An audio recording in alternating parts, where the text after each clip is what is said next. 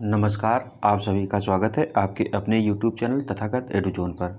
आज का लेक्चर हमारा है भारत की जलवायु, मतलब भारत में किस तरीके की जलवायु पाई जाती है और भारत को कितने जलवायु प्रदेशों में बांटा गया है। भारत की जलवायु यानी कि कोपेन के जो जलवायु का भारत का सिद्धांत है उसके अनुसार देखेंगे कि भारत में कितने जलवायु प्रदेश हैं।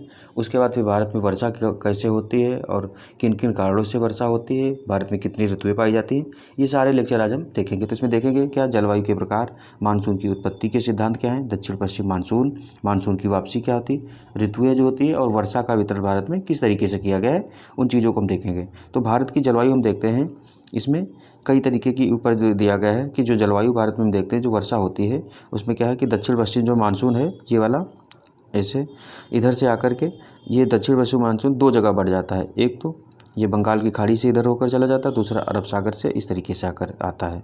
तो हम देखते हैं सबसे पहले केरल में वर्षा होना शुरू होती है, फिर ये तमिलनाडु को बाईपास करके इधर बंगाल की खाड़ी से होकर के ये वाला जो एरिया है असम, ये मेघालय और पूर्वोत्तर भारत में वर्षा होते हुए फिर इधर की तरफ आती है। यहाँ हम देखते हैं क्या निम्न वायुदाब, क्योंकि जून के महीने में भारत में उत्तर भारत में खास करके देखें निम्न वायुदाब क्षेत्र बन जाता है। उसकी वजह से हवाएं क्या है कि ये जो विषुवत रेखा से पूर्व की मतलब पूर्व की ओर जा रही होती हैं, ये क्या होती हैं कि इधर घूम आती हैं पूर्व की तरफ, मतलब पश्चिम की तरफ जो जा रही होती है ये पूर्व की तरफ घूम आती हैं। और घूमने की वजह से भारत में दो तरीके से, एक अरब सागर की शाखा के रूप में, दूसरी बंगाल की खाड़ी की शाखा के रूप में, फिर इधर बंगाल होकर के पश्चिम बंगाल, बिहार और यूपी, फिर उत्तराखंड के पहाड़ों से टकरा करके फिर नीचे की तरफ वर्षा कराती है। दूसरी जो शाखा है ये अरब सागर वाली, ये हम देखते हैं जो मालाबार तट है इसके समानांतर होते हुए फिर यहाँ से प्रवेश करती है। मुंबई में देखते हैं वर्षा इसीलिए से शुरुआत में ज़्यादा होती है, यहाँ से प्रवेश करके राजस्थान के समानांतर वर्षा क्योंकि नहीं होती, अरावली श्रेणी इसको बाईपास होने देती है, इस वजह से राजस्थान में वर्षा ना होकर के फिर यहाँ टकराती है, इधर वर्षा होती चली जाती है। तो इस तरीके से भारत में जो वर्षा होना शुरू होती है उसका प्रारूप देखा गया है।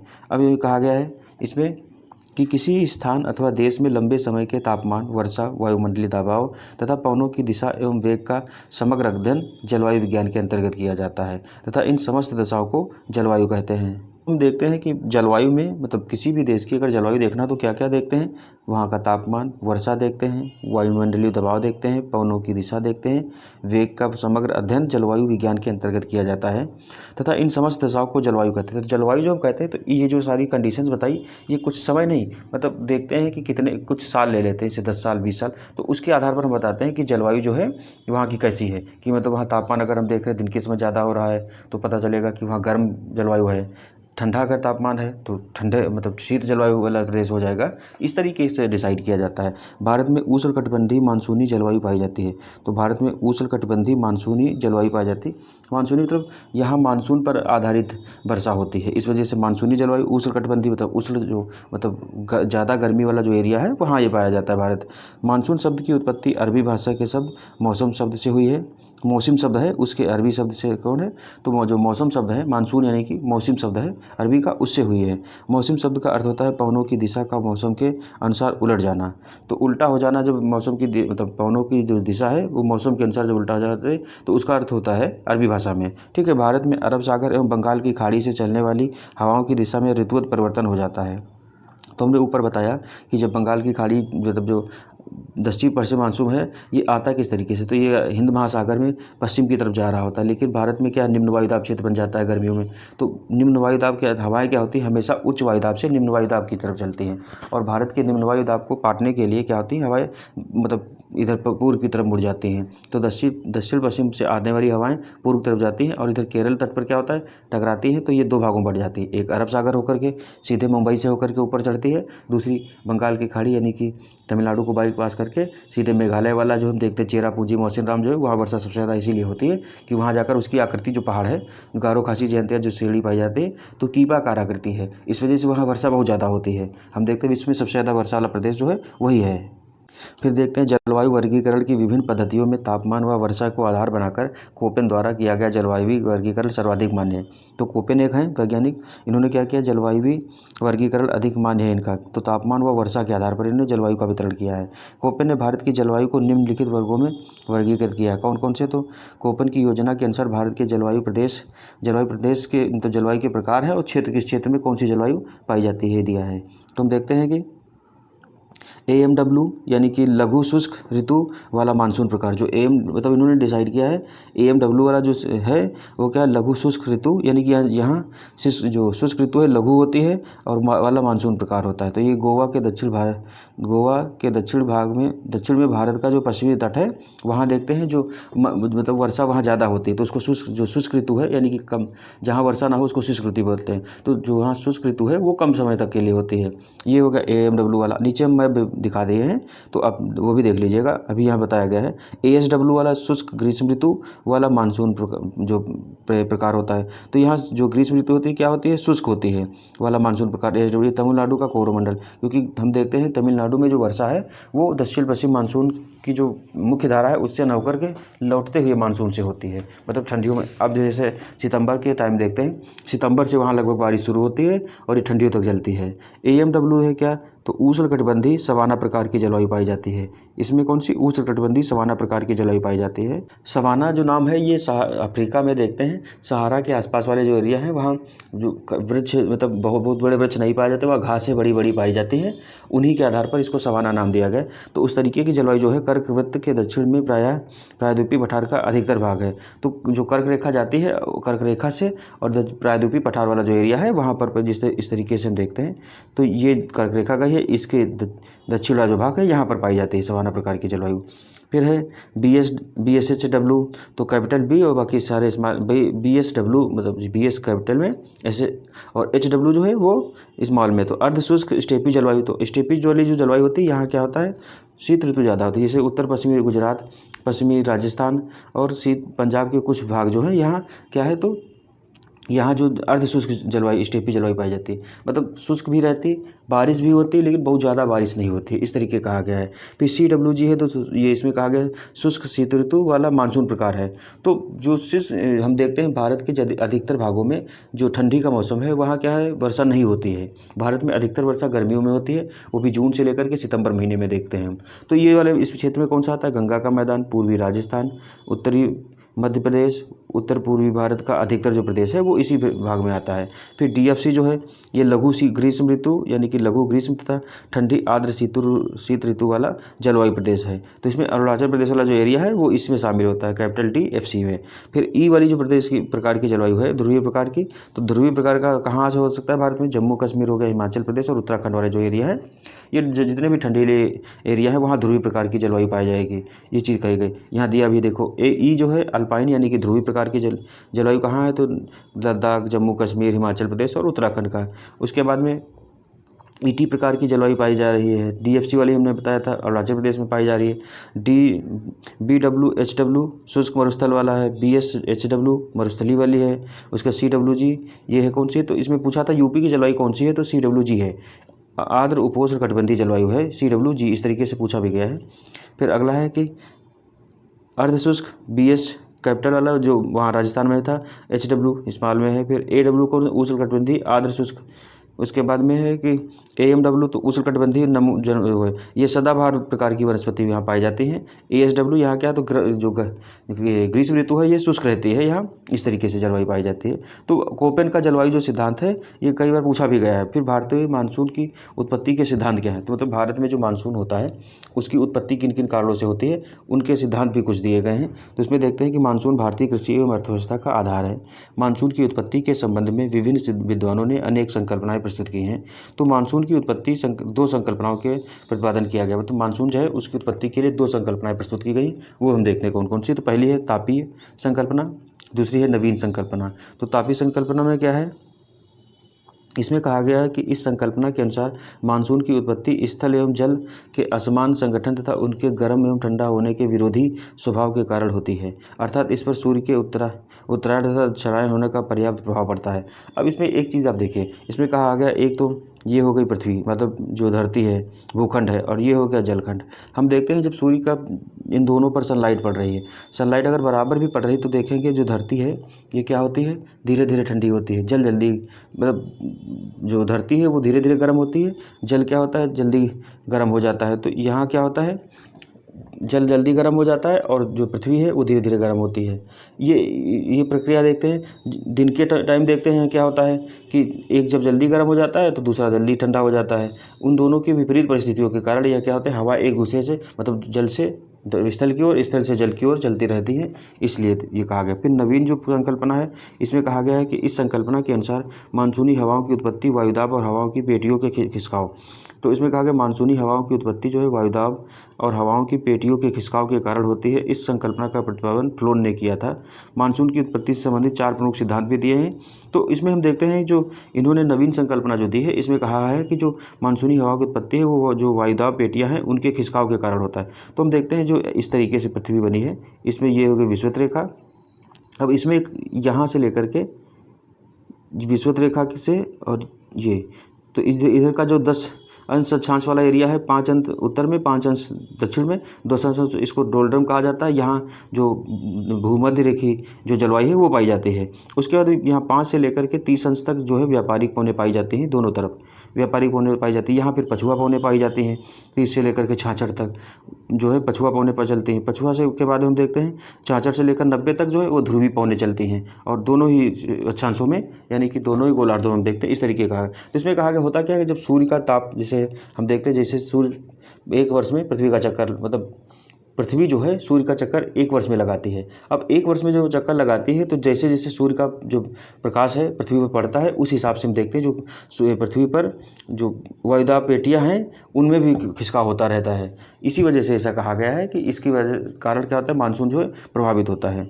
तो हम ये देखते हैं। फिर आगे कहा गया मानसून उत्पत्ति के संबंधित 4 प्रमुख जो सिद्धांत दिए गए, इसमें है तापीय सिद्धांत, विषुवतीय पछुआ पवन सिद्धांत, जेट स्ट्रीम सिद्धांत, अल नीनो। तो भारत की उत्पत्ति जो मानसून उत्पत्ति है उसमें 4 सिद्धांत हम देखते हैं। पहला है मानसून की उत्पत्ति का जो तापीय सिद्धांत है। इसमें क्या है, तो इस सिद्धांत के अनुसार मानसूनी पवनों की उत्पत्ति का मुख्य कारण क्या है, तो ताप है। ये तो सही बात है, जब मानसून जहाँ ज़्यादा ताप का ज़्यादा परिवर्तन होगा वहाँ मानसून ज़्यादा अपरिवर्तनीय रहेगा।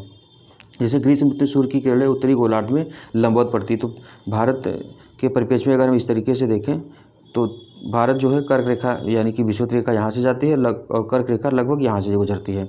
तो हम देखते हैं कि जब जो गर्मियों के महीनों में क्या होता है कि सूर्य का उत्तरायण हो जाता है। तो सूर्य का उत्तरायण मतलब ये है कि हम जो सनलाइट है वो अधिक उत्तर तक पहुंच पाती है। तो इधर साइड देखें तो इधर तक ज़्यादा हम गर्मियों में देखते हैं भारत में दिन बड़े होते हैं, धूप ज़्यादा होती है, गर्मी ज़्यादा होती है, इस वजह से क्योंकि सूर्य की किरणें यहाँ सीधी पड़ती हैं। ये चीज़ यहाँ कही गई। तो सूर्य की किरणें उत्तरी गोलार्ध में लंबवत पड़ती हैं, इससे यहाँ एक बृहद निम्न दाब का निर्माण होता है। बृहद निम्न दाब क्योंकि सूर्य की किरणें ज़्यादा पड़ती है, इस वजह से क्या होता है, निम्न दाब बन जाता है। देखो जहाँ गर्मी पड़ेगी हम देखते हैं अगर हवा को गर्म किया जाए तो क्या हो जाती है, विरल हो जाती है। तो विरल होने से क्या होता है कि जब हवा विरल होती है तो उसकी जगह लेने के लिए दूसरी हवा को अगर हम छोड़ते हैं तो तुरंत वो जो जहाँ विरल हवा है तो दूसरी हवा तुरंत आ जाएगी। यही कंडीशन यहाँ भारत में देखी गई। जैसे जब तापमान बढ़ता है तो उस वजह से क्या होता है कि हवा विरल हो जाती है, यानी कि निम्न ताप मतलब निम्न जो वायुदाब वाला क्षेत्र है वो क्रिएट हो जाता है।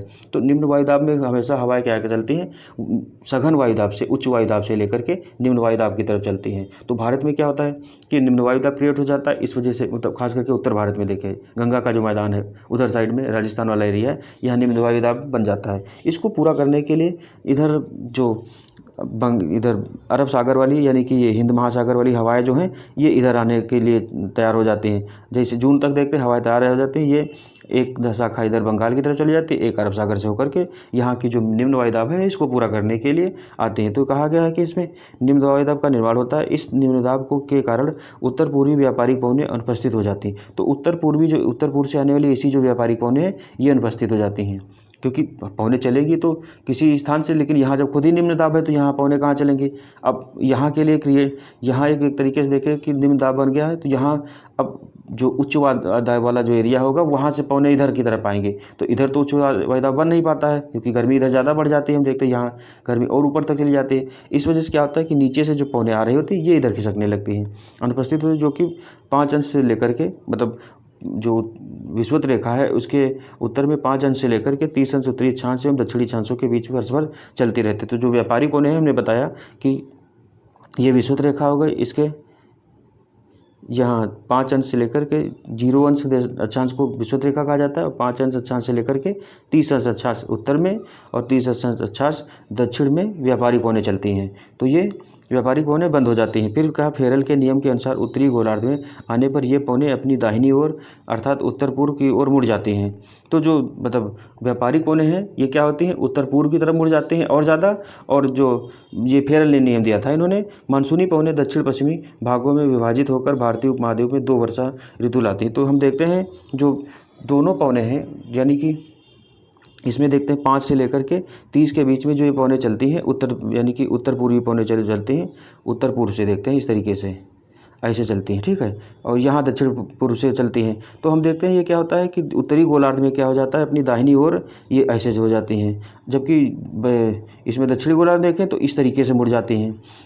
इसी वजह से होता है कि और जो भारत की स्थिति ऐसे है, तो जब ये ऐसे मुड़ जाती हैं तो इधर भारत की तरफ आ जाती हैं, ये चीज़ कही गई यहाँ। मानसूनी पवनें दक्षिणी पश्चिमी भागों में विभाजित होकर भारतीय उपमहाद्वीप में 2 वर्षा ऋतु लाती हैं। प्रथम अरब सागर शाखा के द्वारा पश्चिमी घाट के पश्चिमी राल पर तथा द्वितीय बंगाल की खाड़ी शाखा के द्वारा अंडमान निकोबार द्वीप समूह एवं उत्तरी पूर्वी भारत में भारी वर्षा होती है। तो हम देखते हैं जो दक्षिण पश्चिम मानसून है 2 भागों में बढ़ जाता है, भारत से टकराकर। एक शाखा अरब सागर वाली समानांतर पश्चिमी घाट के समांतर चलती है, दूसरी बंगाल की खाड़ी से होकर के जो अंडमान निकोबार द्वीप से वहाँ वर्षा कराती है, प्लस मेघालय और जो पूर्वोत्तर का भारत है वहाँ ज़्यादा वर्षा कराती है।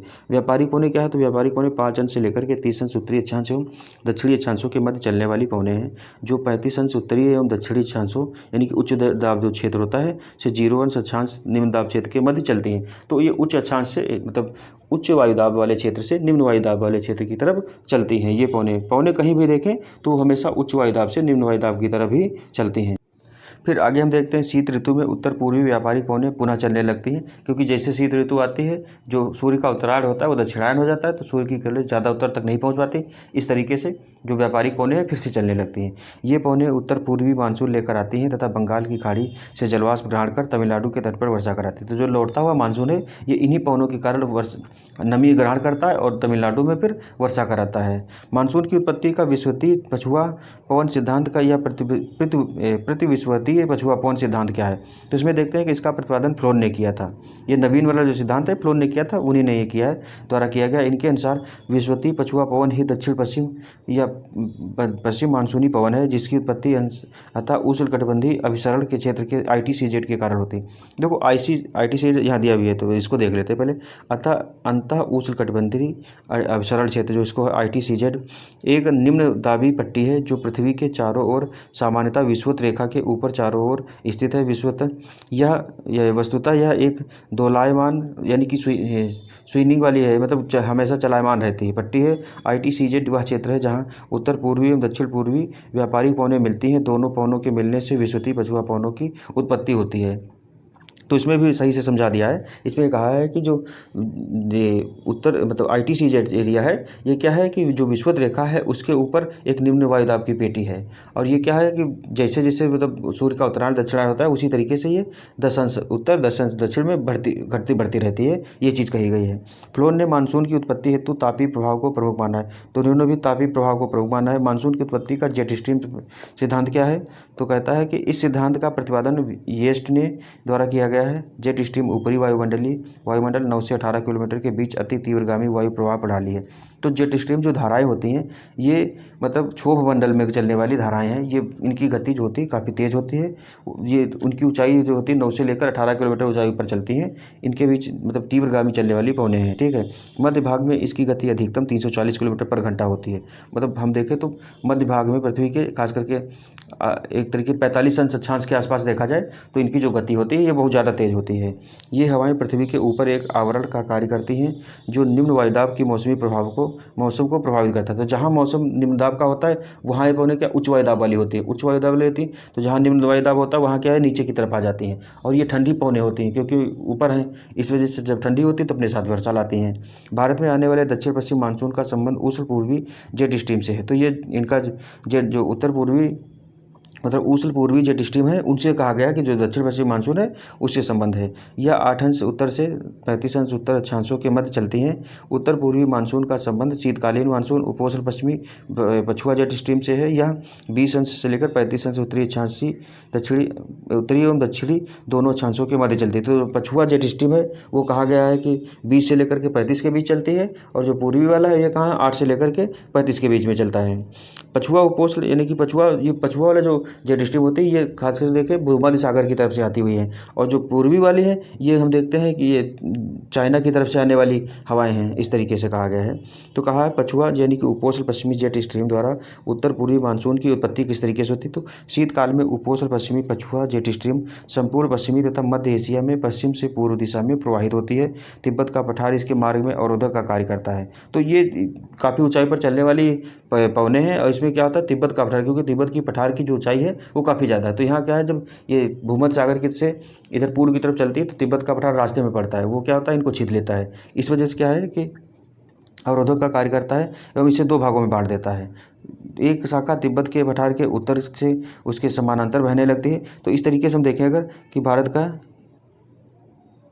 ये वाला भाग है, अब इसके ऊपर ये तिब्बत का पठार है। जो दक्षिण पश्चिम मानसून पूर्वी जेट स्ट्रीम है ये ऐसे ऊपर से चलती हैं, इधर टकराती हैं जब तिब्बत के पठार से, तो एक शाखा तिब्बत के समानांतर उत्तर में खिसक जाती है, दूसरी शाखा जो है भारत की तरफ आ जाती है। तो हम देखते हैं जो शीतकाल में वर्षा होती है क्या है, तो दूसरी जो दक्षिणी शाखा हिमालय के दक्षिण में, तो हिमालय के दक्षिण में पूर्व की ओर बहती है, इस तरीके से बहती है। बंगाल की खाड़ी में पहुँचने के बाद ये हवाएँ अपने दाहिने ओर मुड़ जाती हैं। तो हम देखते हैं बंगाल की खाड़ी में पहुँचने के बाद हवा ये दाहिने ओर से मुड़ जाती हैं और मानसून का रूप ले लेती हैं। जब पवनें तमिलनाडु के तट पर पहुंचती हैं तो बंगाल की खाड़ी से ग्रहण की गई जलवाष्प तमिलनाडु में वर्षा कराती है। तो ये अभी वर्षा जो हम देखते हैं सितंबर महीने में वर्षा तमिलनाडु में होगी। इसमें कहा गया है कि ये दक्षिण पश्चिम जो मतलब पश्चिमी जलवायु प्रवाह है उसके कारण वर्षा होती है। तो एक में जो दक्षिण जटवायु प्रवाह वाला सिद्धांत है वो कहता है कि जटवायु की वजह से होती है, और फ्लोन ने कहा था कि जो पूर्वी व्यापारिक पवनें हैं उनके द्वारा होता है। तो इसमें कई जो मतलब भूगोलवेत्ता है वो अपने हिसाब से सिद्धांत देते हैं। पश्चिमी विक्षोभ क्या है, तो ये वेस्टर्न डिस्टर्बेंस जो है भारत में देखते हैं सबसे ज़्यादा वर्षा इसी से होती है। तो भूमध्य सागर में क्या है कि भूमध्य सागर में यूरोप की ठंडी वायुराशि एवं सहारा मरुस्थल की गर्म वायुराशि के अभिसरण यानी कि मिलने से समशीतोष्ण चक्रवात का निर्माण होता है। यह चक्रवात भूमध्य सागर आंध्र महासागर यानी कि जो अटलांटिक महासागर है उसको अंध महासागर भी कहा जाता है, और कुछ मात्रा में कैस्पियन सागर से नमी प्राप्त करता है। उपोष्ण कटिबंधीय जेट पवनें इस चक्रवात को भारत की ओर प्रेरित कर देते हैं, जिसमें ये कहा गया कि भारत की स्थिति इस तरीके से अगर देखें ऐसे है। तो ये जो इधर देखते हैं भूमध्य सागर है, इधर अटलांटिक महासागर है, उसके इधर साइड कैस्पियन सागर। तो ये कहा गया जब पवनें इधर से आती हैं तो भूमध्य सागर से कैस्पियन सागर से नमी ग्रहण करते हुए और इनको भारत में लाती हैं, दूसरी शाखा इधर निकल जाती है, इस तरीके से। तो अफगानिस्तान, पाकिस्तान, उत्तर पश्चिम भारत एवं नेपाल में शीत ऋतु में वर्षा इसी पश्चिमी विक्षोभ के कारण होती है। तो हम देखते हैं शीत ऋतु में जो ये वर्षा होती है इन्हीं विक्षोभ के कारण होती है। ऋतु में वर्षा विक्षोभ के कारण होती है। यह भारत में सामान्यतः क्या 15 जनवरी से 15 अप्रैल तक के मध्य तक प्रभावी रहती है। तो जो हम देखते हैं मतलब प्री मानसून वाली जो वर्षा है एक तो चक्रवात प्रभाव से होती है, दूसरा जो प्रभाव है किसका है, ये पश्चिमी विक्षोभ का है। यहाँ गंगा के मैदानी क्षेत्र में शीतलहर उत्पन्न कर देती है। उत्तरी राजस्थान में इसे मावट कहा जाता है। तो राजस्थान में इसको क्या कहा जाता है, मावट कहते हैं। रबी की फसल गेहूँ की कृषि के लिए यह वर्षा अत्यंत आवश्यक होती है, क्योंकि जब शीत ऋतु में जो जनवरी और फरवरी के महीने के बीच में वर्षा होती है इससे क्या होता है जो गेहूँ की फसल होती है इसको पाले से फ़ायदा मिलता है। क्योंकि पाला क्या होता है, पाले में कहा जाता है पानी लगा दो तो वो पाले का असर कम हो जाएगा। जब बारिश हो जाती है तो वो क्या है कि असर को कम कर देती है चीज़ें। फिर उष्ण पूर्वी जेट स्ट्रीम द्वारा दक्षिण पश्चिम मानसून की उत्पत्ति कैसे कराई जाती है। तो इसमें कहा गया गर्मी में पश्चिमी जेट स्ट्रीम भारतीय उपमहाद्वीप पर नहीं बहती है, इसका खिसकाव तिब्बत के पठार से उत्तर की ओर हो जाता है। इस समय भारत के ऊपरी वायुमंडल में उष्ण पूर्वी जेट स्ट्रीम बहती है। तो जो पश्चिमी जेट स्ट्रीम थी वो इधर से पश्चिम से आती थी, और जो उष्ण पूर्वी जेट स्ट्रीम है ये पूर्व की तरफ से आती है। तो इसमें कहा गया कि ये वाली जो पश्चिमी जेट स्ट्रीम है ये गर्मियों में भारत की तरफ नहीं बहती। रीजन क्या है, क्योंकि उत्तरायण हो जाता है, इस वजह से क्या है कि तिब्बत की पठार के उत्तर में बहने लगती है ऐसे, तो भारत से इसका कोई लेना देना नहीं रहता है। फिर इधर साइड हम देखते हैं पूर्व की तरफ जो पूर्वी मतलब उपोष्ण पूर्वी जो हवाएं हैं वो क्या है कि भारत की तरफ खिसक आती हैं, क्योंकि उधर से उत्तर से इनको नमी लेकर के भारत की तरफ चलती हैं। तो इसमें कहा गया इस समय भारत के ऊपरी वायुमंडल में उष्ण पूर्वी जेट स्ट्रीम चलने लगती हैं। तिब्बत के पठार से गर्म होकर ऊपर उठने वाली हवाओं में क्षोभमंडल के मध्य भाग में घड़ी की सुई की दिशा में चक्रीय परिसंचरण प्रारंभ हो जाता है। तो एक तरीके से घुमाव शुरू हो जाता है। फिर क्या यह ऊपर उठती वायु क्षोभ सीमा के पास दो अलग अलग धाराओं में बढ़ जाती है। इनमें से एक विषुवत की ओर पूर्वी जेट स्ट्रीम के रूप में चलती है तथा दूसरी धारा उत्तरी ध्रुव की ओर पश्चिमी जेट स्ट्रीम के रूप में चलने लगती है। ये चीज़ कही गई। मानसून की उत्पत्ति का जो चौथा प्रभाव है वो एल नीनो सिद्धांत है। एल नीनो का हम देखते हैं भारतीय मानसून पर काफ़ी ज़्यादा प्रभाव रहता है। एल नीनो जिस साल एल नीनो का प्रभाव होता है उस समय देखा गया भारत में क्या है वर्षा कम होती है, ये चीज़ कही गई है। तो देखें एल नीनो पेरू के तट पर उत्पन्न होने वाली एक छोटी गर्म धारा है। तो एल नीनो जो है क्या है कि पेरू के तट पर, क्योंकि भारत में देखें दक्षिण पश्चिम मानसून जो है ये भारत में आता कहाँ से है, तो ये पेरू जो तट है ब्राज़ील यानी कि प्रशांत महासागर में दक्षिण अमेरिका इस तरीके से बना है।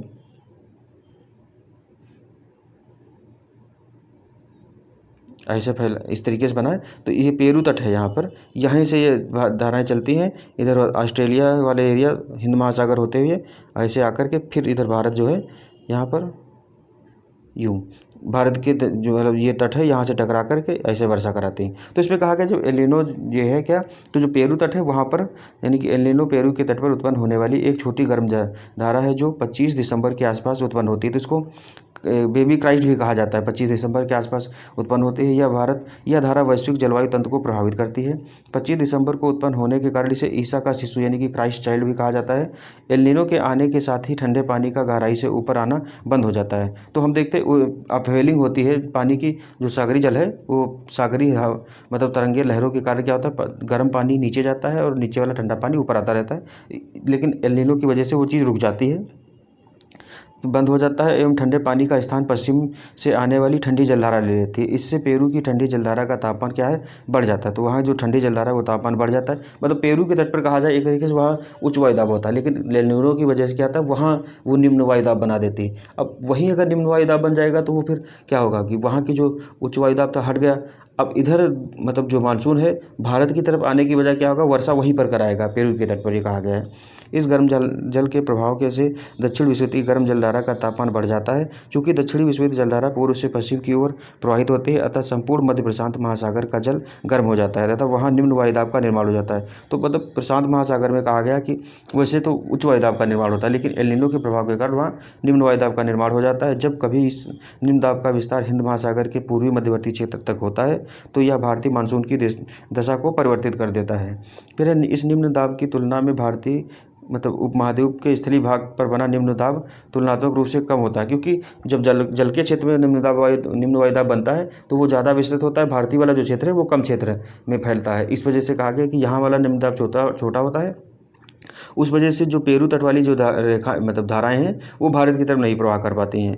तो बना निम्न दाब तुलनात्मक रूप से कम है, अतः अरब सागर के उच्च दाब क्षेत्र से हवाओं का प्रवाह दक्षिण पूर्वी हिंद महासागर की ओर होने लगता है। इससे भारतीय उपमहाद्वीप में सूखे की स्थिति उत्पन्न हो जाती है। तो जिस साल एल नीनो का प्रभाव भारत में होता है उस समय देखा गया कि भारत में वर्षा बहुत कम होती है, खास करके सूखे जैसी स्थिति उत्पन्न हो जाती है। अब एल नीनो के परिणाम क्या होते हैं, तो भूमध्य रेखीय वायुमंडलीय परिसंचरण को विकृत कर देती है। समुद्र जल के वाष्पन में अनियमितता आ जाती है। प्लवक की मात्रा में कमी हो जाती है। प्लवक क्या होते हैं, ये समुद्री पौधे होते हैं जिनको मछलियाँ खाती हैं, तो इनकी मात्रा में कमी हो जाती है, जिससे समुद्र में मछलियों की संख्या घटने शुरू हो जाती है। क्योंकि प्लवक वहीं पर होते हैं जहाँ समशीतोष्ण जलवायु होती है या फिर ठंडी जलवायु होती है, और ज़्यादा गर्मी में ये पनप नहीं पाते हैं, ये चीज़ कही गई। फिर लानीना है, ये एल नीनो का ही उल्टा ही है। लानीना एल नीनो का विपरीत रूप है, अर्थात यह एक अति ठंडी धारा है जो ध्रुवीय दिशा से विस्तृत रेखा की ओर पेरू तट पर उत्पन्न होती है। लानीना भी एक प्रतिसागरीय धारा है यानी कि काउंटर ओशन करंट है। इसका आविर्भाव पश्चिमी प्रशांत महासागर में उस समय होता है जब पूर्वी प्रशांत महासागर में एल नीनो का प्रभाव समाप्त हो जाता है। अब दक्षिण पश्चिम मानसून। सामान्यतः भारत में मानसून का समय जून से सितंबर तक रहता है। इस समय उत्तर पश्चिमी भारत एवं पाकिस्तान में निम्न वायुदाब का क्षेत्र बन जाता है।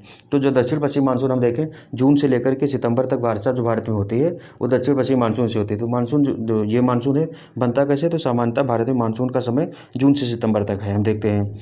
उसका इस मानसून ये इस समय उत्तर पश्चिमी भारत एवं पाकिस्तान में निम्न वायुदाब का क्षेत्र बन जाता है। तो ये चीज़ गर्मियों में निम्न वायुदाब का क्षेत्र बन जाता है भारत में। इस निम्न दाब को भरने के लिए दक्षिणी गोलार्ध में चलने वाली जो दक्षिण पूर्वी व्यापारिक पौने हैं, देखो उत्तर में उत्तर पूर्वी व्यापारिक पौने चलती हैं और दक्षिणी गोलार्ध में दक्षिण पूर्वी व्यापारिक पौने चलती हैं। विषुवत रेखा को पार कर पूर्व की ओर मुड़ जाती है। जो दक्षिण में दक्षिण पूर्वी व्यापारिक पौने हैं वो विषुवत रेखा को पार करके पूर्व की ओर मुड़ जाती हैं। इस तरीके से देकर देखें, ये विषुवत रेखा हो गई, इधर चल रही है ये दक्षिण पूर्वी, खास करके ये ऐसे चलती हैं, दक्षिण पूर्व से चलती हैं, इस तरीके से इनकी दिशा होती है। लेकिन जब ये भारत वाला जो निम्न वायुदाब क्षेत्र यहाँ बन जाता है तो क्या होता है, ये इस विषुवत रेखा को पार करके इधर आ जाती हैं, भारत की तरफ आ जाती हैं, मुड़ जाती हैं फेरेल के नियमानुसार तथा दक्षिणी पश्चिमी मानसून पवन का रूप ले लेती हैं। तो जा रही होती है दक्षिण पूर्व के नाम से, लेकिन ये क्या दक्षिण पश्चिम, क्योंकि अगर देखें ये पूर्व दिशा हो गई, ये पश्चिम हो गई, तो आ रही होती है दक्षिण पश्चिम से, लेकिन ये मुड़ जा करके ये क्या है तो दक्षिण पश्चिम वाला बन जाती हैं इस तरीके से। रूप ले लेते हैं। तो इस तरीके से हम देखते हैं भारत दक्षिण पश्चिम मानसून के आगमन की सामान्य तिथियां क्या हैं। तो हम देखते हैं केरल में 1 जून के आसपास, यानी कि तिरुवनंतपुरम वाला जो एरिया है वहाँ 1 जून को मानसून, दक्षिण पश्चिम जो मानसून है वो आ जाता है, ठीक है। 5 जून तक ये मतलब और ऊपर खिसकने लगता है, बेंगलुरु यानी कि कर्नाटक आंध्र प्रदेश वाले एरिया में हो जाता है। फिर मुंबई में वर्षा 10 जून तक हो जाती है। उसके बाद में इधर 1 जून को देखते हैं, 1 जून को अंडमान निकोबार द्वीप समूह और कहाँ, ये मेघालय वाला जो एरिया है वहाँ वर्षा होने लगती है। मेघालय हो गया, फिर मणिपुर हो गया, यहाँ वर्षा होने लगी। 25 मई को देखते हैं इधर बंगाल की खाड़ी में वर्षा, बंगाल की खाड़ी वर्षा हो रही। 1 जून को इधर हो रही वर्षा। फिर 5 जून को देखते हैं इधर सिक्किम वाला बांग्लादेश वाला एरिया कवर कर लेती है। उसके बाद 10 जून तक मुंबई में वर्षा होकर के इधर साइड ऐसे ये बिहार तक पहुंच जाती है। 15 जून तक हम देखते हैं अहमदाबाद मतलब गुजरात वाला एरिया होकर के इधर यूपी में लखनऊ तक पहुंच जाती है। और 1 जुलाई तक वर्षा जो है दिल्ली मतलब समस्त भारत में पहुंच जाती है। 15 जुलाई में वर्षा पूरे भारत तक पहुंच करके फिर क्या होता है, वर्षा का धीरे धीरे कुछ समय तक वर्षा होती है लगातार, उसके बाद फिर धीरे धीरे वर्षा कम होने लगती है, तो वो वापस आने लगती है ये चीज़ें। वर्षा मतलब उत्तर भारत में खूब पूरी आर्द्रता हो जाती है वायु में, तब क्या है वर्षा वहाँ से हटने लगती है, क्योंकि यहाँ उच्च वायुदाब का क्रिएट हो जाता है। मतलब पहले जहाँ निम्न वायुदाब था, वर्षा ज़्यादा हुई तो क्या हुआ, हवा भारी हो गई, अब वहाँ उच्च वायुदाब बन गया, और जबकि तमिलनाडु में निम्न वायुदाब बन जाता है, तो फिर वहाँ की वर्षा तमिलनाडु की तरफ आने लगती है, ये चीज़ है। आगे कहा गया भारत में दक्षिण पश्चिमी मानसून की उत्पत्ति का संबंध उष्ण पूर्वी जेट स्ट्रीम से है। दक्षिण पश्चिमी मानसून भारत में सर्वप्रथम अंडमान एवं निकोबार तट पर 25 मई को पहुंचता है। तो सबसे पहले 25 मई को कहाँ, अंडमान निकोबार तट है वहाँ पहुंचता है। फिर 1 जून को चेन्नई एवं तिरुवनंतपुरम तक पहुंचता है। 5 से 10 जून तक के बीच कोलकाता एवं मुंबई को छूता है। 10 से 15 जून के बीच पटना, अहमदाबाद, नागपुर तक पहुंच जाता है। 15 जून के बाद लखनऊ, दिल्ली, जयपुर जैसे शहरों में पहुंचता है। प्रायद्वीपीय भारत में दस्तक देने के बाद दक्षिण पश्चिम मानसून 2 शाखाओं में बढ़ जाता है। तो प्रायद्वीपीय भारत में देखते हैं एक अरब सागर, इस तरीके से हमने बताया था कि भारत की जो ये प्रायद्वीपीय स्थिति है, तो जब यहाँ पहुँचता है तो 2 भागों में बढ़ जाता है। एक ऐसे चलती है पश्चिमी घाट के समानांतर, दूसरी चलती है इधर हो करके ये जो भारत का एरिया है मेघालय और ये सारा एरिया है, यहाँ वर्षा कराती हुई फिर इस तरफ ऐसे जाती है, और ये वाली ऐसे आती है। दोनों जाकर के बाद में फिर जुलाई में यहाँ पर मिल भी जाती हैं। तो अब हम देखते हैं कि अरब सागर की जो मानसूनी पवनें हैं, अरब सागर से उत्पन्न होने वाली मानसूनी पवनें आगे पुनः 3 शाखाओं में बढ़ जाती हैं। तो अरब सागर वाली जो पवनें हैं वो 3 शाखाओं में बढ़ जाती है। इसकी एक शाखा को पश्चिमी घाट से रोकते हैं, मतलब एक शाखा पश्चिमी घाट द्वारा रुक जाती है। ये पवनें पश्चिमी घाट के ढलानों पर 900 से लेकर 1200 मीटर की ऊंचाई तक चढ़ती हैं, अतः ये पवनें तत्काल ठंडी होकर सह्याद्री के पवनाभिमुखी ढाल तथा पश्चिम तटीय मैदान पर 250 से लेकर के 400 सेंटीमीटर के बीच भारी वर्षा कराती है। तो हम देखते हैं जो केरल तट है यानी कि पश्चिमी घाट वाला जो एरिया है वहाँ वर्षा बहुत ज़्यादा होती है, मतलब 250 से लेकर के 400 सेंटीमीटर ये जो वर्षा है ये हाईएस्ट वर्षा मानी जाती है, कि मतलब बहुत ज़्यादा मात्रा में वर्षा हो रही है। अगर इतनी वर्षा कहीं हो रही तो बहुत ठीक ठाक वर्षा रहती है। फिर पश्चिमी घाट को पार करने के बाद ये पवनें नीचे उतरती हैं और गर्म होने लगती हैं। तो इस तरीके से देखें जो अरब सागर वाली ये शाखा है, तो इसमें क्या है, ये ऊपर चढ़ने की कोशिश करती है, जो पश्चिमी ढाल ये वाली है, तो इसमें ऊपर चढ़ती है, यहाँ वर्षा कराती है, लेकिन जब चढ़ने के बाद इधर जाती है तो धीरे धीरे क्या होता है, जो तमिलनाडु वाला एरिया है यहाँ ये कमज़ोर पड़ जाती हैं। तो कहा गया कि वो गर्म होने लगती है, इससे इन पवनों की आर्द्रता में कमी आ जाती है। परिणाम स्वरूप पश्चिमी घाट के पूर्व, तो ये जो पश्चिमी घाट है इसके जो पूर्व वाला एरिया है ये वाला, पूर्व में इन पवनों से नाममात्र की वर्षा यह क्षेत्र क्या है, तो वृष्टि छाया क्षेत्र कहलाता है। तो वृष्टि छाया क्षेत्र ये होता है कि मतलब ये एक क्षेत्र है, इसके एक तरफ देखें बहुत ज़्यादा वर्षा हो रही, दूसरी तरफ देखेंगे बहुत कम वर्षा हो रही, तो ये वाला जो क्षेत्र है वृष्टि छाया क्षेत्र कहलाएगा, ये भारी वर्षा वाला क्षेत्र कहलाता है, ये चीज़ कही गई है यहाँ। अब है दूसरी है अरब सागर से उठने वाली मानसून की दूसरी शाखा कहाँ है, तो ये मुंबई में, एक तरीके से हम देखें कहाँ, मुंबई के उत्तर में नर्मदा और तापी नदियों की घाटियों से होकर के मध्य भारत में दूर तक वर्षा करती है। तो ये जो दूसरी शाखा है इधर से तट से होते हुए ऐसे आकर के ये मुंबई वाले एरियाज घुसते हैं यहाँ से, और जो नर्मदा नदी आती है और जो तापी नदी आती है इनके मध्य से होकर के मध्य भारत में इस तरीके से ये पूरी वर्षा कराती है। तीसरी शाखा है कि कहाँ, तो हम देखते हैं तो तापी नदी के घाटियों से होकर मध्य भारत में दूर तक वर्षा कराती है। छोटा नागपुर में इस शाखा से 15 सेंटीमीटर, तो जो मध्य मुंबई वाला एरिया छोटा नागपुर क्षेत्र है वहाँ देखते हैं कितना है, तो कहाँ दे रहा है, हाँ छोटा नागपुर क्षेत्र में इस शाखा से 15, जो रांची वाला झारखंड वाला एरिया है वहाँ क्या है, तो 15 सेंटीमीटर वर्षा होती है। यहाँ या गंगा के मैदान में प्रवेश कर जाती है, तो इधर साइड से देखते हैं गंगा के मैदान में धीरे धीरे प्रवेश कर जाती है। और बंगाल की जो खाड़ी से आने वाली मानसून की शाखा है उससे ये मिल जाती है। फिर तीसरी है इस मानसून की तीसरी शाखा सौराष्ट्र यानी कि प्रायद्वीप की और कच्छ से टकराती है। वहाँ से यह अरावली के साथ साथ पश्चिमी राजस्थान को पार कर जाती है और बहुत ही कम वर्षा करती है। तो राजस्थान में देखते हैं कम वर्षा होती है, इसका रीज़न ये कि अरावली जो शाखा है ऐसे है, और ये आती है अरावली के समांतर ऐसे बहती चली जाती है, मतलब टकराती नहीं है। जब टकराएगी नहीं तो रुकेगी नहीं, इस वजह से वर्षा नहीं होगी। तो राजस्थान को पार करके बहुत ही कम वर्षा करती है। पंजाब और हरियाणा में भी यह बंगाल की खाड़ी से आने वाली मानसून की शाखा से मिल जाती है। ये दोनों शाखा एक दूसरे के सहारे प्रबल होकर के पश्चिमी हिमालय यानी कि विशेष रूप से धर्मशाला में वर्षा करती है। तो हम देखते हैं पहाड़ों में जो बहुत ज़्यादा मूसलाधार वर्षा होती है उसका रीज़न है कि दोनों शाखाएँ अरब सागर और बंगाल की खाड़ी वाली जो शाखाएँ मिल जाती हैं, इस वजह से वहाँ वर्षा बहुत ज़्यादा होती है। हम बादल का भी फटना वगैरह जो घटनाएं देखते हैं वो तभी होता है जब वर्षा कम समय में बहुत ज़्यादा हो जाती है, उस समय ऐसी परिस्थिति देखी जाती है। ठीक है, अब दूसरी मुख्य शाखा देखें जो बंगाल की खाड़ी तरफ जाती है, तो वो क्या है कि बंगाल की खाड़ी की मानसूनी पवनों की शाखा म्यांमार के तट तथा दक्षिण पूर्वी बांग्लादेश के कुछ भागों से टकराती है, किंतु म्यांमार के तट पर स्थित अराकान पहाड़ियाँ इस शाखा के एक बड़े हिस्से को भारतीय उपमहाद्वीप की ओर विक्षेपित कर देती है। तो बंगाल की खाड़ी वाली जो शाखा ऐसे जाती है और अराकान व्योमा ऐसे फैली हुई है। तो ये जब जाती है असम मेघालय में बारिश करा करके इधर जब जाती है तो अराकान पहाड़ से लिए ऊंचाई है, वहाँ से टकरा करके फिर वापस आ जाती है। तो ऐसे भारत की तरफ ये धकेल देती है। ये चीज़ यहाँ कही गई है, पहाड़ियों से टकराकर भारतीय महाद्वीप की ओर विक्षेपित कर देती है। इस प्रकार मानसून पश्चिम बंगाल और बांग्लादेश में दक्षिण पश्चिमी दिशा की अपेक्षा दक्षिणी व दक्षिण पूर्वी दिशा से प्रवेश करता है। यहाँ से यह शाखा हिमालय पर्वत तथा भारत के उत्तर पश्चिम में स्थित तापीय निम्नदाब के प्रभाव से दो भागों में बढ़ जाती है। तो इसकी एक शाखा गंगा के मैदान के साथ साथ पश्चिम की ओर बढ़ती है। तो गंगा का जो मैदान है वहाँ से पश्चिम की ओर ऐसे बढ़ती है। ठीक है, फिर इसकी दूसरी जो शाखा है उत्तर व पूर्व में ब्रह्मपुत्र घाटी में बढ़ती है। यह शाखा वहाँ विस्तृत क्षेत्रों में वर्षा करती है। इसकी एक उपशाखा मेघालय में गारो शिखर पर स्थित मौसिनराम में वर्षा करती है, जो कि विश्व का सर्वाधिक औसत वार्षिक वर्षा वाला क्षेत्र है। तो हम देखते हैं बंगाल की खाड़ी में से वर्षा जो होती है, बंगाल की खाड़ी वाली जो शाखा है उससे वर्षा मौसिनराम में होती है। विश्व का सबसे ज़्यादा वर्षा वाला क्षेत्र यही पाया जाता है। फिर मानसून का निवर्तन, मतलब मानसून वापस कब जाता है, हम देखते हैं भारत में जून के करीब वर्षा शुरू होती है, धीरे धीरे सितंबर तक आते आते मानसून वापस जाने लगता है। तो मानसून के पीछे हटने या लौट जाने को मानसून का निवर्तन कहा जाता है। सितंबर के आरंभ से उत्तर पश्चिमी भारत से मानसून पीछे हटने लगता है और मध्य अक्टूबर तक यह दक्षिणी भारत को छोड़ शेष समस्त भारत से निवर्तित हो जाता है। लौटती हुई मानसूनी पवनें बंगाल की खाड़ी से जलवाष्प ग्रहण करके उत्तर पूर्वी मानसून के रूप में तमिलनाडु में वर्षा करती हैं। तो जब ये हम तो अब आगे देखते हैं कि ऋतुएं भारत में कितनी पाई जाती हैं। भारत देखें तो मानसूनी जलवायु का इसकी विशेषता एक विशिष्ट मौसमी प्रतिरूप होती है। इस विशिष्ट मौसमी प्रतिरूप को ऋतु कहा जाता है। एक ऋतु से दूसरी ऋतु में मौसम की अवस्थाओं में बहुत अधिक परिवर्तन होता है। विशेषकर देश के आंतरिक भागों में ये परिवर्तन अधिक मात्रा में परिलक्षित होते हैं। आंतरिक भागों में परिवर्तन इसलिए ज़्यादा होते हैं क्योंकि ये समुद्र, इसके कई कारण भी बताए गए। इसमें समुद्र से दूरी ज़्यादा होती है और उसके बाद में देखें पहाड़ों के नज़दीक होते हैं। उसके बाद में यहाँ वर्षा का प्रतिरूप ज़्यादा, क्षेत्रों के तापमान में बहुत अधिक भिन्नता नहीं होती है, यद्यपि यहाँ वर्षा के प्रारूपों में भिन्नताएं अवश्य देखी जाती हैं। तो मतलब जो तटीय एरिया है वहाँ मतलब मानसून में ज़्यादा बदलाव नहीं होता तापमान, क्योंकि वहाँ लगभग एक समान रहता है। लेकिन जो मध्य वाले एरिया है वहाँ क्या है कि मौसमी विविधताएँ ज़्यादा होती हैं। फिर कहा गया कि ऋतुओं के प्रकार, तो भारत की परंपरा के अनुसार एक वर्ष को द्विमासिक 6 ऋतुओं में बांटा जाता है। तो भारत की परंपरागत ऋतुएं देखते हैं। बसंत ऋतु जो होती है ये 6 ऋतुएं पाई जाती है भारत में। बसंत ऋतु चैत्र वैशाख से यानी कि अंग्रेजी महीनों के हिसाब से देखें मार्च अप्रैल में, और जो भारतीय महीने हैं उनके हिसाब से तो चैत्र वैशाख। ग्रीष्म ऋतु जेठ आषाढ़ से करके मई जून यानी कि।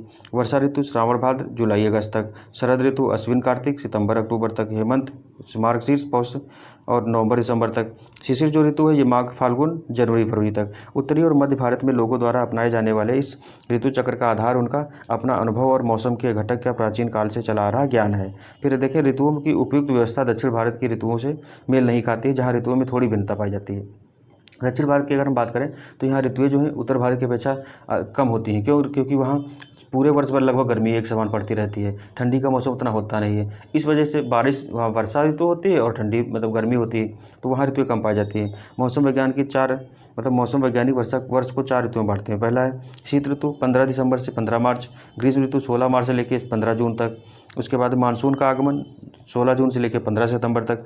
मानसून की वापसी तो 16 सितंबर से लेकर 14 दिसंबर तक चलता रहता है। ये शरद ऋतु भी इसको कहते हैं। ये तिथियां एक सामान्य सीमा रेखा को तय करती हैं। मानसूनी पवनों के आगमन के एवं प्रत्यावर्तन में होने वाले विलंब इनको पर्याप्त रूप से प्रभावित करते हैं। तो देखा गया कि मतलब ये औसत मतलब एक अनुमान के आधार पर है। प्रतिवर्ष हम देखते हैं इनमें कुछ ना कुछ परिवर्तन होता रहता है, कभी मानसून जल्दी आ जाता है, कभी मानसून देर से आता है। तो इस आधार पर ऋतुएं भी परिवर्तित होती रहती है। तो ऋतु, अब शीत ऋतु की बात करते हैं। इसमें कहा गया शीत ऋतु में तापमान आमतौर पर उत्तर भारत में शीत ऋतु नवंबर महीने मतलब नवंबर के मध्य से आरंभ होती है। भारत के उत्तरी भाग में दिसंबर और जनवरी सर्वाधिक ठंडे महीने होते हैं। इस समय उत्तरी भारत के अधिकांश भागों में औसत दैनिक तापमान 21 डिग्री सेल्सियस से कम रहता है एवं रात्रि का तापमान काफ़ी कम हो जाता है, जो पंजाब और राजस्थान में हिमांक यानी कि 0 डिग्री सेल्सियस से भी नीचे चला जाता है। शीत ऋतु में उत्तरी भारत में अधिक ठंड पड़ने के मुख्य रूप से 3 कारण हैं। कौन कौन सा?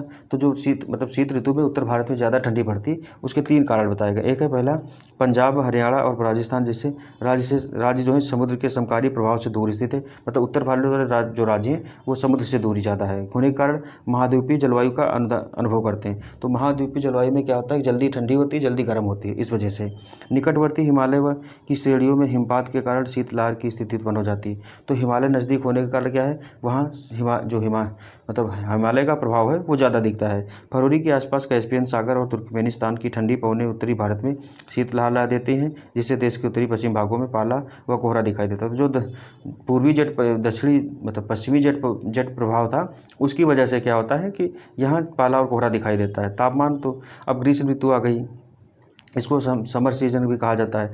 मार्च में सूर्य के कर्क रेखा की ओर आभासी बढ़त के साथ ही उत्तरी भारत में तापमान बढ़ने लगता है। अप्रैल, मई व जून में उत्तरी भारत में स्पष्ट रूप से ग्रीष्म ऋतु होती है। भारत के अधिकांश भागों में तापमान 30 से लेकर 32 डिग्री तक पाया जाता है। दक्षिणी भारत में ग्रीष्म ऋतु मृदु होती है। मृदु तो वहाँ अच्छी होती है क्योंकि समुद्र के समकारी प्रभाव के कारण यहाँ तापमान लगभग स्थिर रहता है। अतः दक्षिण में तापमान 26 से लेकर 32 डिग्री सेल्सियस के बीच रहता है। पश्चिमी घाट के कुछ क्षेत्रों में ऊंचाई के कारण तापमान का 25 से भी कम हो जाता है। तो ये हम देखते हैं कि जहाँ ऊंचाई ज़्यादा होती है वहाँ तापमान कम हो जाता है। ये एक सामान्य सा सिद्धांत है। इस मौसम में वैशाख के महीने में कभी कभी तीव्र हवाओं के साथ गरज वाली मूसलाधार वर्षा भी होती है। इसके साथ प्रायः हिमवृष्टि भी होती है। इसलिए पश्चिम बंगाल में इसे काल वैशाखी कहा जाता है। तो हम देखते हैं कि जो गर्मी है, गर्मी वाले महीने में मतलब कई राज्यों में अलग अलग तरीके की हवाएं चलती हैं। जैसे कि ग्रीष्म ऋतु आने वाली कुछ प्रसिद्ध स्थानीय तूफान हैं इनके, जैसे कि आम्र वर्षा जो है कर्नाटक एवं केरल में ग्रीष्म ऋतु के खत्म होते होते मानसून पूर्व होने वाली मतलब मानसून से पहले होने वाली वर्षा की फुहार है जो आम्र वर्षा है। स्थानीय तौर पर इस तूफानी वर्षा को आम्र वर्षा कहा जाता है क्योंकि यह आम की फसल के लिए अत्यधिक लाभदायक होती है। यह वर्षा बंगाल की खाड़ी से उत्पन्न तूफानों के फलस्वरूप अप्रैल माह में होती है। अगला कहा गया है फूलों वाली बौछार। कहाँ? तो इस वर्षा से केरल के व निकटवर्ती कहवा उत्पादक क्षेत्रों में फूल खिलने लगते हैं। तो जो कपास की खेती होती है, कहवा मतलब जो कॉफ़ी वाला होता है, उसके जो फसल होती है उसको कहवा कहा जाता है। कहवा के उत्पादक क्षेत्रों में क्या है, तो उसमें इस वर्षा की वजह से वहाँ फूल खिलने लगते हैं, इसलिए फूलों वाली बौछार कहा गया इसको। काल बैसाखी हमने बताया पश्चिम बंगाल, यानी कि ये असम और पश्चिम बंगाल में बैसाख के महीने में शाम को चलने वाली विनाशकारी वर्षायुक्त पवनें हैं। इनकी कुख्यात प्रकृति जो होती है का अंदाज़ा इनके स्थानीय नाम काल बैसाखी से लगाया जा सकता है। इसका अर्थ बैसाख के महीने में आने वाली तबाही है। चाय, पटसन व चावल के लिए पौने क्या होती अच्छी मानी जाती है। लू जो है ये उत्तर भारत में चलती है। तो ये उत्तरी मैदान में पंजाब से बिहार तक चलने वाली शुष्क व पीड़ादायक पौने हैं। दिल्ली और पटना के बीच इनकी तीव्रता अधिक होती है। वर्षा का वितरण क्या है, तो अब डिस्ट्रीब्यूशन ऑफ रेनफॉल देखें अगर भारत में, तो भारत में औसत वार्षिक वर्षा लगभग 125 सेंटीमीटर होती है, लेकिन इसमें क्षेत्रीय विभिन्नताएँ पाई जाती हैं जो निम्नवत हैं। क्या है, तो अधिक वर्षा वाले क्षेत्र पश्चिमी घाट। हम देखते हैं भारत में जो वर्षा है खास करके मतलब भारत में वर्षा की भी विविधता ज़्यादा पाई जाती है। जो पश्चिमी घाट है अधिक वर्षा वाले क्षेत्र, तो देखिए पश्चिमी घाट हो गया, उत्तर पूर्व के उप हिमालयी क्षेत्र हो गए तथा मेघालय की पहाड़ियों पर अधिक वर्षा होती है। यहाँ वर्षा 200 सेंटीमीटर से अधिक होती है। खासी और जयंतिया पहाड़ियों के कुछ भागों में वर्षा 1000 सेंटीमीटर से भी ज़्यादा होती है। ब्रह्मपुत्र घाटी तथा निकटवर्ती पहाड़ियों में 200 सेंटीमीटर से भी अधिक वर्षा होती है। तो वह जहाँ वर्षा ज़्यादा होगी वहाँ सदाबहार वन पाए जाएंगे। जब हम विश्व वाला भूगोल देखेंगे तो उसमें ये चीज़ रहेगी कि सदाबहार वन कहाँ पाया जाता है। तो भारत में देखें जहाँ वर्षा 200 सेंटीमीटर से ज़्यादा होती वहाँ सदाबहार प्रकार की ये वृक्ष पाए जाएंगे। मध्यम वर्षा वाले क्षेत्र कौन कौन से? तो गुजरात के दक्षिणी भाग, यानी कि गुजरात के दक्षिणी भाग, पूर्वी तमिलनाडु, ओडिशा सहित उत्तर पूर्वी प्रायद्वीपीय झारखंड, बिहार, पूर्वी मध्य प्रदेश, उप हिमालय के साथ लगा हुआ गंगा का उत्तरी मैदान, कछार घाटी और मणिपुर में वर्षा 1000 मतलब 100 सेंटीमीटर से लेकर के 200 सेंटीमीटर की वर्षा बीज होती है। तो अधिक वर्षा वाले क्षेत्र सदाबहार प्रकृति के होंगे। मध्यम वर्षा वाले क्षेत्र ये कौन से होंगे, तो मौसमी प्रकार के होंगे इसमें जलवायु। फिर न्यून वर्षा वाले क्षेत्र जो होते हैं, तो पश्चिमी उत्तर प्रदेश मतलब जो पश्चिमी यूपी है, हम देखते हैं बुंदेलखंड वाला एरिया, खास करके दिल्ली, हरियाणा, पंजाब, जम्मू कश्मीर, पूर्वी राजस्थान। तो पूर्वी राजस्थान यहाँ भी वर्षा कम होती है। गुजरात तथा दक्कन के पठार पर वर्षा जो है 50 से लेकर 100 सेंटीमीटर के बीच होती है। उसके बाद अपर्याप्त वर्षा वाले क्षेत्र, यहाँ मतलब वर्षा और भी कम होती है। तो ये क्षेत्र कौन कौन से हैं, तो इसमें देखें हम प्रायद्वीप के कुछ भागों, विशेष रूप से आंध्र प्रदेश, कर्नाटक, महाराष्ट्र, लद्दाख और पश्चिमी राजस्थान के अधिकतर भागों में 50 सेंटीमीटर से भी कम वर्षा होती है। तो भारत में देखते मतलब 200 से 250 से ऊपर वाले वर्षा वाले क्षेत्र हैं, 100 से 200 के बीच में है, 100 से 50 के बीच में है, फिर 50 से भी कम वर्षा वाले क्षेत्र पाए जाते हैं। तो इस तरीके से ये भारत में वर्षा का वितरण दिखाया गया है कि हम देखते हैं अगर ये वाला जो एरिया है, यहाँ वर्षा 200 सेंटीमीटर से ज़्यादा होती है।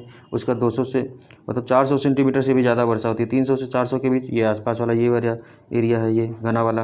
उसे 200 से 300 अगर देखें तो इस तरीके से जो प्रावधान किया गया है वो आसपास वाला, यहीं के आसपास वाला जो क्षेत्र है, अंडमान वाला ये भी एरिया इसमें शामिल। 100 से 200 के बीच में है ये वाला जो क्षेत्र है सब। उसके बाद 50 से 100 के बीच में कौन सा वाला एरिया हो जाएगा, ये वाला हो जाएगा, पूर्वी राजस्थान वाला एरिया हो जाएगा। 40 से 60 के बीच में इस तरीके का एरिया हो जाएगा। उसके बाद 20 से 40 के बीच में ये वाले एरिया शामिल हो जाएंगे। और 0 से 20 जो लद्दाख वाला एरिया है वहाँ और कभी कम वर्षा होती है।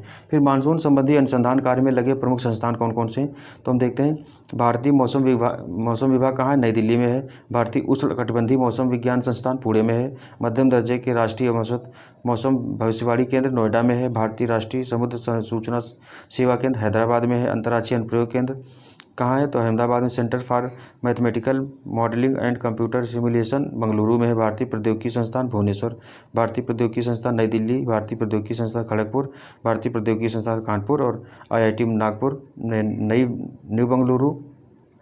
राष्ट्रीय अंतरिक्ष प्रयोगशाला बेंगलुरु वाली। Centre for development of advance computing, ये CDAC है, ये पुणे वाला, ये इंपॉर्टेंट है। उसके विज्ञान और तकनीकी विश्वविद्यालय कोच्चि का है। आंध्र विश्वविद्यालय और बनारस हिंदू विश्वविद्यालय, ये जितने IIT हैं ये सारे क्या है, मौसम से रिलेटेड जो जानकारी इकट्ठा करने में ये काम करते हैं।